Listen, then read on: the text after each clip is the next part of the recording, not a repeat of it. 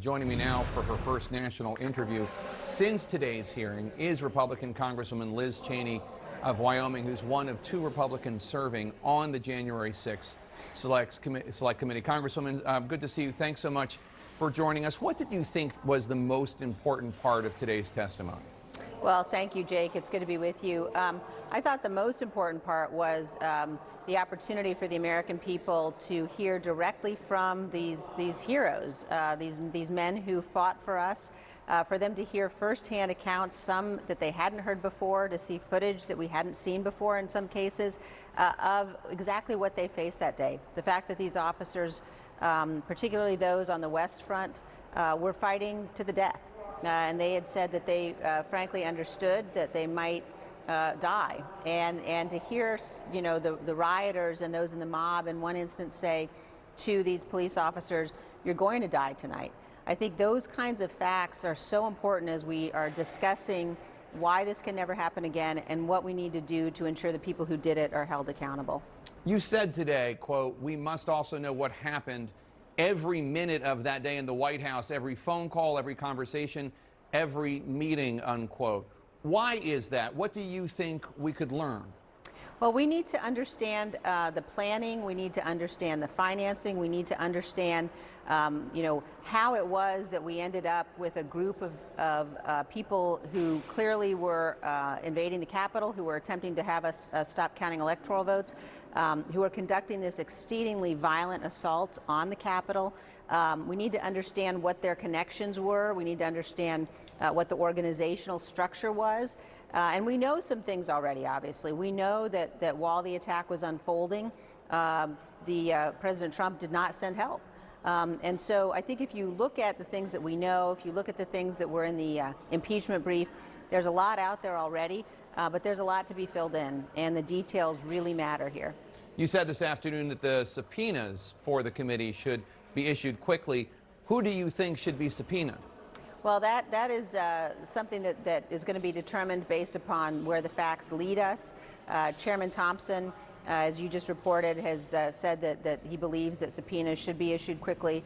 We need to move quickly to enforce subpoenas if people choose to contest them. But it's really important that we have transparency. It's really important that the American people know exactly what happened, and that we make sure that it can never happen again. You know, we owe that to the democracy, we owe that to our constitutional republic, and we owe it to our kids. Should the committee be willing to go to court to enforce subpoenas if necessary, even against members of Congress if they refuse to testify? Absolutely. I mean, I think the committee is going to make those decisions about who will be subpoenaed and what documents we need. Those are decisions that will be determined based upon the facts, and we have to be willing to go to court to enforce those if people contest them. One of the things I find so troubling about all of this is you and Adam Kinzinger and others are saying that they tried to steal the election. These MAGA forces tried to steal the election once, and they're going to try again. And we don't hear Kevin McCarthy and Steve Scalise and Lee Stefanik say, no, we would never do that again. There is zero attempt at reassuring people that what you are suggesting is not true.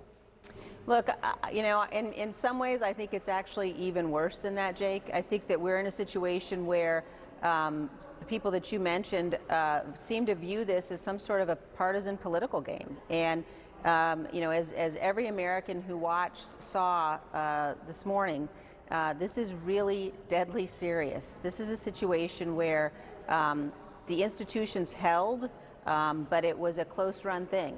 And as the chairman said, we didn't have a peaceful transfer of power. You know, we had an insurrection, we had an assault on the Capitol, and today you had members of Congress, Republican members of Congress, actually protesting in front of the Justice Department on behalf of the people who were here and who've been arrested because they participated in the riot and in the insurrection. I mean, that's a stunning and indefensible turn of events. That was going on one end of Washington. On the other end, on Capitol Hill, the strategy from House Republican leaders McCarthy, Scalise, Stefanik was to counter the committee hearing with their press conference, where their basic message was Speaker Pelosi is to blame. Take a listen to this from Congresswoman Stefanik. The American people deserve to know the truth that Nancy Pelosi bears responsibility as Speaker of the House for the tragedy that occurred on January 6th. I mean, that's obviously nonsense. Speaker Pelosi is not in charge of security in the House any more than then Majority Leader Mitch McConnell was. What's your reaction when you hear them try to blame Pelosi for an insurrection incited and inspired and even directed in some ways by Donald Trump? Well, I would say a couple of things, Jake. Number one, this committee is going to investigate every aspect of what happened. The planning, the financing, the preparation, the motivation, what was happening that day in the White House, what was happening here at the Capitol, the security breaches at the Capitol. So for anybody to suggest that we aren't going to be conducting a complete investigation is wrong. Number two, if I were saying the things that you just played, I'd be deeply ashamed of myself. What happened is absolutely clear. We had, as we heard this morning, just intolerable cruelty. A mob that was assembled by President Trump was provoked by him. He lit the flame for what happened. We've seen that not just in the speech on the ellipse, but throughout. What this committee needs to understand is exactly what the details were of the planning and the financing. But for anybody to be suggesting that somehow he wasn't responsible, I think it's shameful. You didn't know Speaker Pelosi particularly well before this. You are a very conservative Republican. She's a very progressive Democrat. You're both fairly partisan. What's it been like working with Pelosi?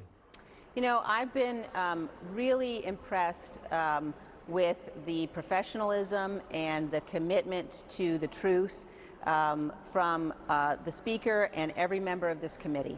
I think that, you know, as I said this morning, this is a moment that has to be above politics. It's a moment where we all need to say to ourselves, are we going to abide by our oath, and are we going to put politics and partisanship aside and get to the truth? Or are we going to go down a path that fundamentally threatens the rule of law? And that's not something I'm willing to do.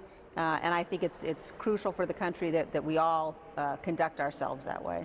At the end of today's hearing, one of the four officers, Capitol Police Officer Harry Dunn, said this about you and your fellow Republican on the committee, Congressman Adam Kinzinger. Take a listen. Liz Cheney and Adam Kinzinger are being lauded as courageous heroes. And while I agree with that notion, why? Because they told the truth? Why is telling the truth hard? I guess in this America, it is. What were you thinking when he said that? I was thinking that Harry and the other officers there, they are the heroes. They're the ones who saved likely our lives, many of us. They're the ones who protected and defended this Capitol. They are heroes.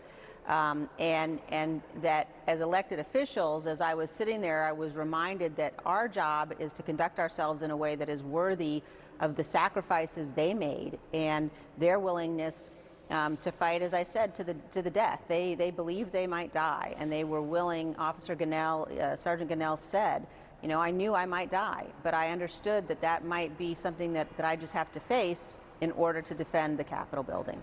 And so as elected officials, we all have to conduct ourselves in a way that is worthy of them and worthy of the republic that we've sworn, the Constitution that we've sworn to defend. You've said that some of your Republican colleagues are actually saying one thing publicly and quite different things to you behind the scenes.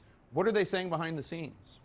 You know, I think we've seen since January 6th, certainly, concern among, you know, a number of Republicans that public actions could either, you know, bring political consequences or could bring, you know, real security threats. And we've seen people who in private will say that they recognize and understand the necessity of the truth and the necessity of getting to the truth, and are, you know, trying in public not to draw the wrath of the former president, frankly.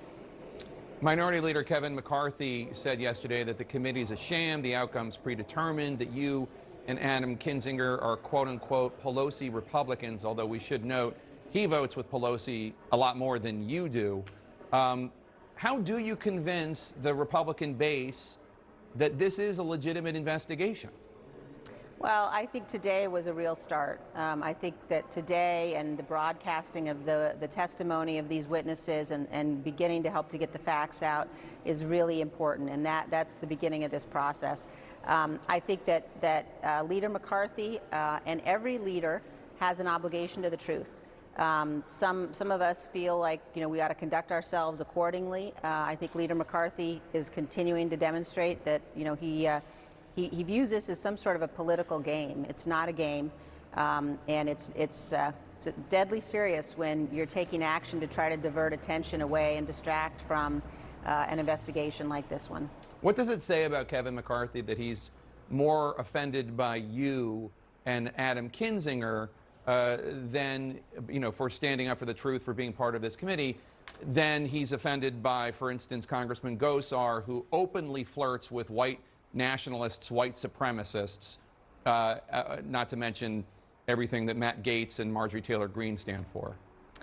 Look, the structure of our republic, the foundation that the framers laid out in our Constitution, depends upon elected officials abiding by their oath.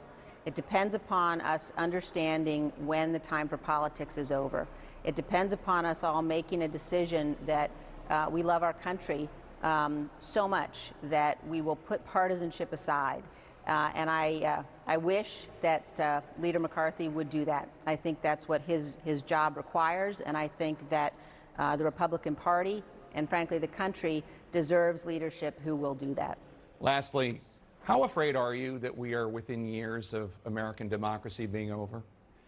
I am not willing to stand by and let us continue that drift. I think that we are at a really important and frankly quite perilous moment. If we look the other way, if we accept what happened on January 6th, if we accept what my colleagues are saying, that we should somehow look at this as a bunch of tourists, they're trying to whitewash it, ignore it. If we go down that path, then we really are abandoning the rule of law, and we are abandoning what is one of the most fundamental elements of our republic, which is the peaceful transfer of power. And so I know that there are millions of people around this country who won't let that happen, who will stand up and do what's right and reaffirm our commitment to our Constitution. Republican Congresswoman Liz Cheney from the great state of Wyoming, thank you for your time. Thank you very much, Jake.